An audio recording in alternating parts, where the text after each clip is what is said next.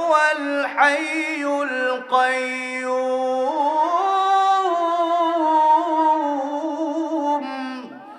لا تأخذه سنة ولا نوم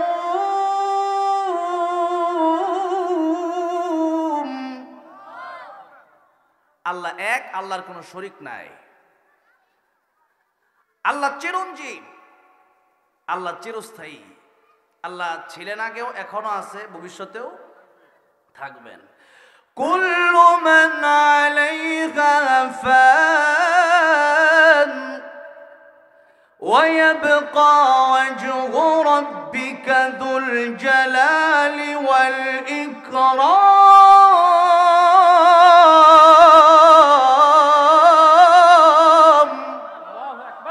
সব ধ্বংস হয়ে যাবে, এমনকি মালাকুল মউত আজরাইলও ধ্বংস হয়ে যাবে। আল্লাহকে বলুন আল্লাহ সব শেষ। আল্লাহ বলেন মতিয়া মালাকাল মউত, এবার তুইও মরে যা, থাকবেন শুধু আমার আল্লাহ। কে থাকবেন? আমার আল্লাহ। এবার আল্লাহ বলছেন লা তাখুযুহু সিনাতু ওয়ালা নাওম, ঘুমও নাই, তন্দ্রাও নাই। আল্লাহ ঘুমায় না। দেখেন দুনিয়াতে সাধারণত মানুষ একটা কুকুরকে যদি হাড্ডি দেয়, একটা কুকুরকে গোশতটা কিন্তু দেয় না, গোশত খাওয়ার পরে হাড্ডিটা দেয়।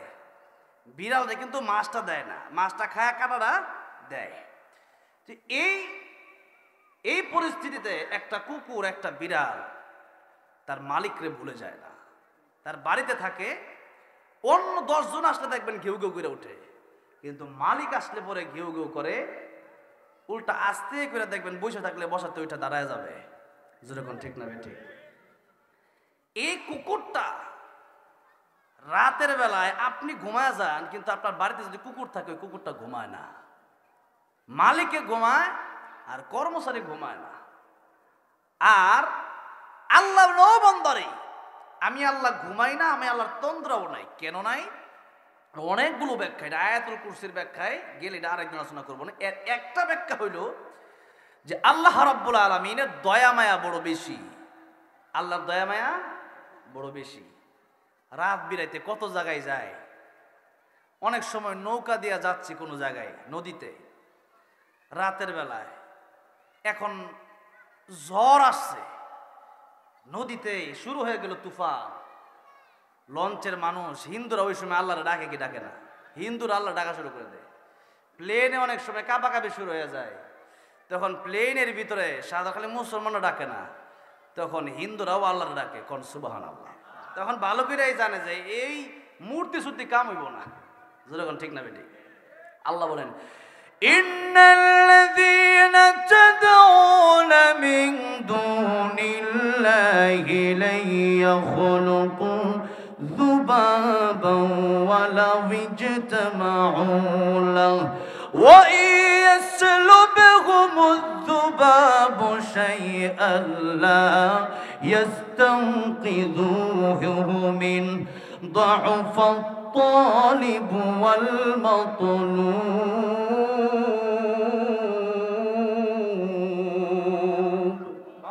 যেই মূর্তির সামনে তারা মাথা নত করে, এই মূর্তি কেমন যে একটা মাছি মশাও বানানোর ক্ষমতা রাখে না।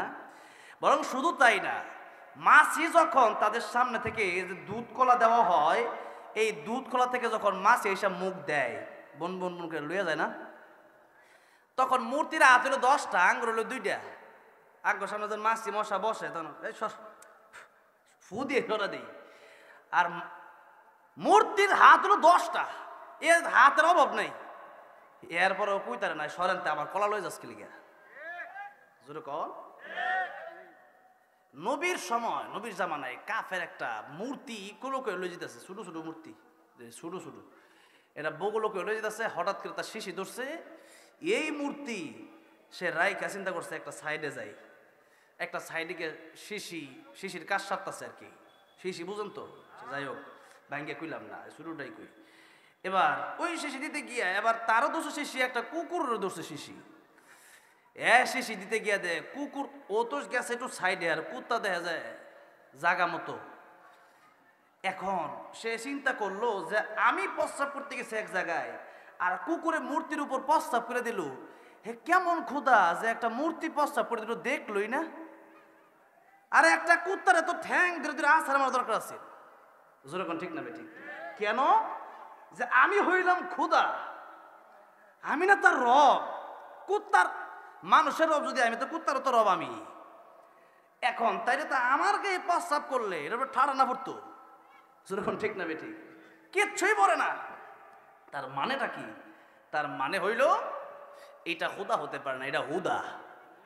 যেরকম এটা হুদা, এটা কিচ্ছু না, এটা মাটির খুলকি ছাড়া কিচ্ছু না, এটা রং আর মাটি, এটা কিচ্ছু না। সুতরাং আজকা এই ক্ষুদারে পিটামু, এটা যখন ক্ষুদাই না, এতদিন তো মানছি, কত কষ্ট সনম সনম করছি, আজকে মারমো, মায়েরা হাত ফো ভাঙ্গা লাইছে। ক্ষুদা রে মায়েরা হাত ফো ভাঙ্গালা, ক্ষুদা কিচ্ছু কইতার না, এটা ক্ষুদা হইতারে। চিন্তা করেন, তারপরেও যদি না বোঝে তারা আর কি বোঝাবো। এখন দেখেন এবার এই কাজ করে নবীর কাছে গেছে, ইয়া রাসূলুল্লাহ ইয়া হাবিবাল্লাহ, যেই মূর্তির কাছে জীবন ভর মাথা নত করলাম, এই মূর্তির কাছে আমি বিপদ থেকে বাঁচার জন্য কত দোয়া করলাম, এই মূর্তির কাছে আমার উপর যেন ঠাড়া না পড়ে, আমার উপর যেন আযাব গজব না আসে, এই জন্য কত চাইলাম এই মূর্তির কাছে, রিজিক চাইলাম, কিন্তু এই মূর্তির উপর কুকুর প্রস্রাব করে দিল, এই মূর্তির আমি পিটাইলাম, এই মূর্তির হাত পাও সব ভাঙলাম, এরপরেও মূর্তি আমার সাথে কোনো কথা বলতে পারলো না। সুতরাং ওই মূর্তি কোনোদিন খোদা হতে পারে না। ইয়া রাসূলুল্লাহ ইয়া হাবিবাল্লাহ, মনে পড়ে দেন লা ইলাহা ইল্লাল্লাহ, লা ইলাহা লা ইলাহা ইল্লাল্লাহ মুহাম্মাদুর রাসূলুল্লাহ সাল্লাল্লাহু আলাইহি ওয়াসাল্লাম।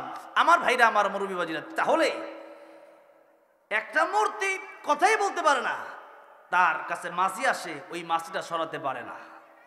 এই জন্য হিন্দুরা বোঝে বিপদের সময় মূর্তির প্রতি কোনো কাজ হবে না, ডাকতে হলে সে আল্লাহকেই ডাকতে হবে। আমার ভাইরা, আমার মুরব্বি বাবাজিরা, আজকে আমরা আল্লাহকে ডাকি, কিন্তু আল্লাহর সাথে আমরা শরীক করে ফেলি। আমাদের দেশে এমনও কিছু লোক আছে যারা আল্লাহর চাইতে তাদের নেতার নাম বেশি জপে। তাদের নেতার নাম তারা যেই পরিমাণ জপছে, এই পরিমাণ যদি আল্লাহর নাম জপতো, আমার মনে হয় তাদের জন্য জান্নাত ওয়াজিব হয়ে যেত। কিন্তু আজকে বড় আফসোসের বিষয়, নেতার নাম যতবার জপছে আল্লাহর নাম ততবার জপে নাই।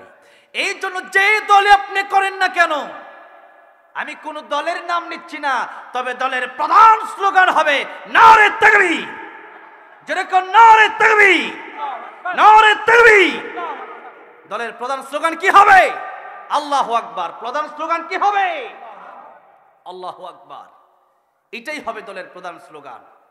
যারা নেতা কর্মীরা আছেন তাদেরকে আমি বলে দিচ্ছি, আপনাদের কর্মীদেরকে আপনি শিখিয়ে দেন নারে তাকবীর, আল্লাহু আকবার। এই দল বিজয় হবেই হবে, কোনো সন্দেহ নাই। যারা আল্লাহর নাম নিয়ে ঘর থেকে বের হয়, যারা আল্লাহর নাম নিয়ে আন্দোলন শুরু করে দেয়, এরাই ইমানদার। আর ইমানদার যারা, তারা বিজয় হবেই হবে, এতে কোনো সন্দেহ নাই। আমার ভাইরা, আমার মুরব্বি ওয়াজিরা, এই জন্য বলতেছিলাম, এই দুনিয়াতে আমরা আল্লাহকে ডাকি, কাইফা তাকফুরুনা বিল্লাহ। আল্লাহ বললেন, ও দুনিয়ার মানুষেরা, আমি আল্লাহর সাথে তোমরা কিভাবে নাফরমানি করো। নাফরমানির এক নম্বর অর্থই হলো আমি আল্লাহর সাথে তোমরা কিভাবে শিরিক করো। শিরকের ব্যাপারে আল্লাহ রাব্বুল আলামিন কোরআন শরীফের ভিতরে অসংখ্য অগণিত আয়াত নাযিল করলেন। আল্লাহ রাব্বুল আলামিন বললেন, ইন্নাল্লাহা লা ইয়াগফিরু আন ইউশরাকা বিহি ওয়া ইয়াগফিরু মা দুনা যালিকা লিমান ইয়াশা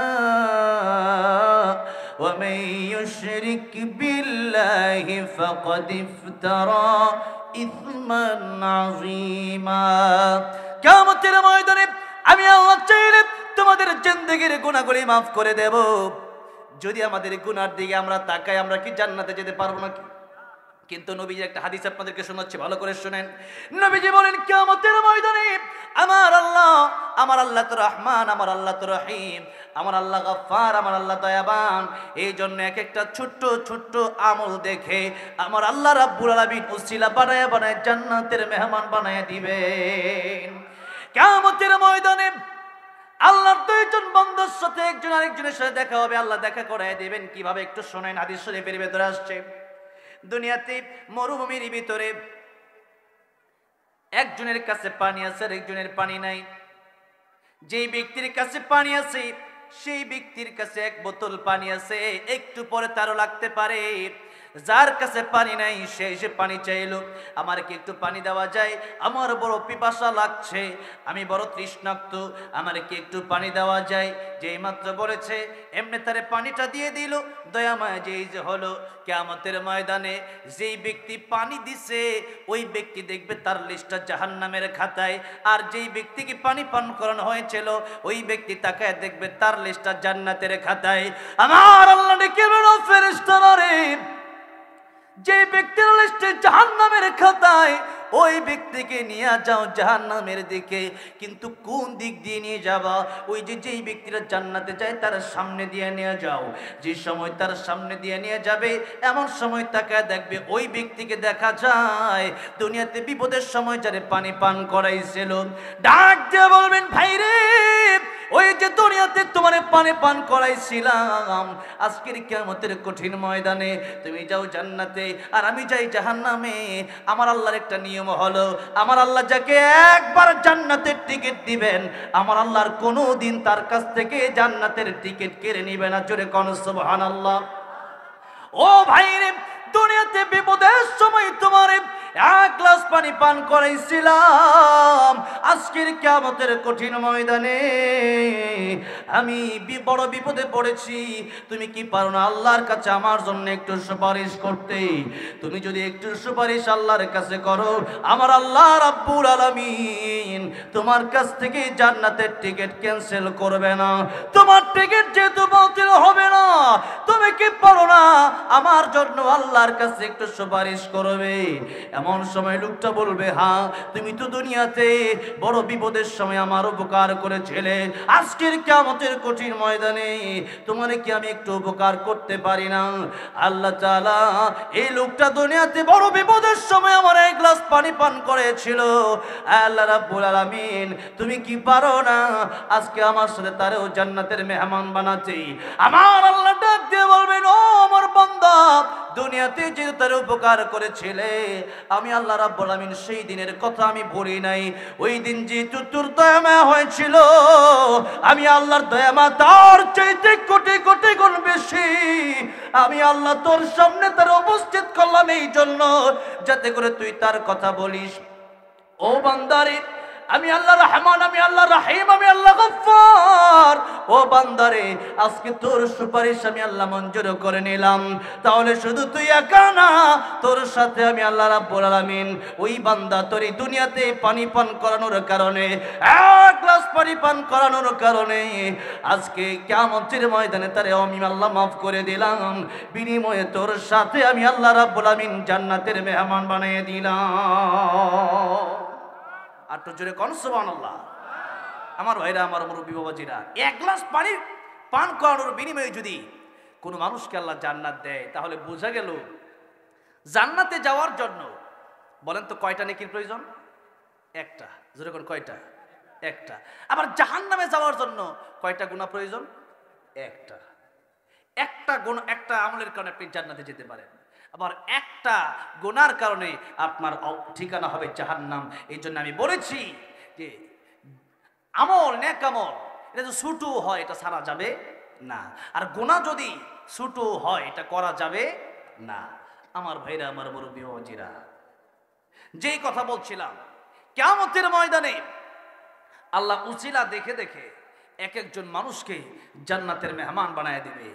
তাহলে আজকে আমরা যারা এখানে বেঁচে আছি, এখন আপনাদের সামনে এই কথাটা বলার উদ্দেশ্য হলো এটা যে আল্লাহ বললেন, ইন্নাল্লাহা লা ইয়াগফিরু আন ইউশরাকা বিহি ওয়া ইয়াগফিরু মা দুনা যালিকা লিমান ইয়াশা।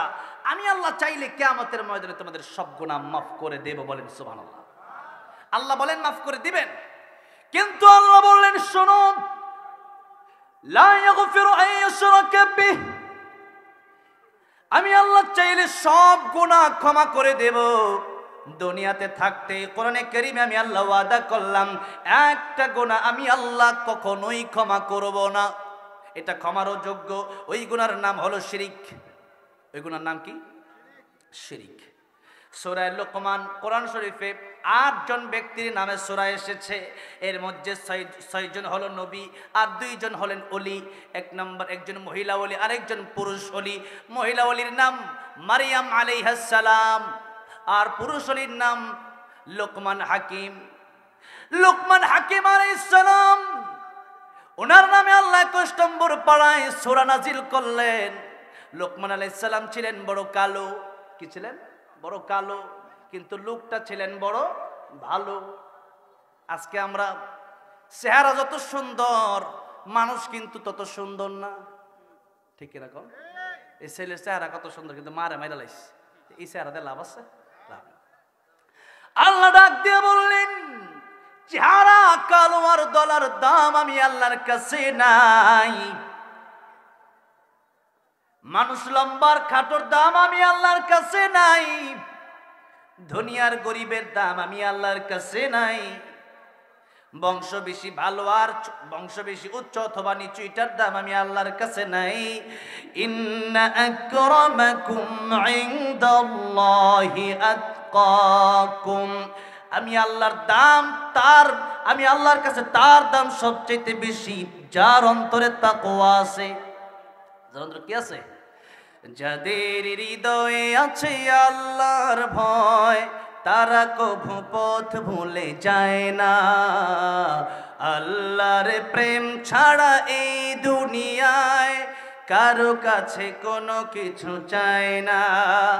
রাতের আধারে যারা সিজদাতে রয়, দু চোখের স্রোতে নদী যেন বয়।